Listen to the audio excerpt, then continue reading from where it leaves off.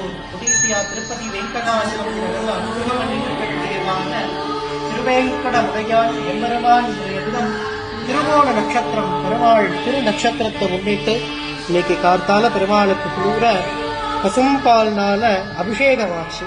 பால், தயிர், குங்குமப்பூ, சந்தனம்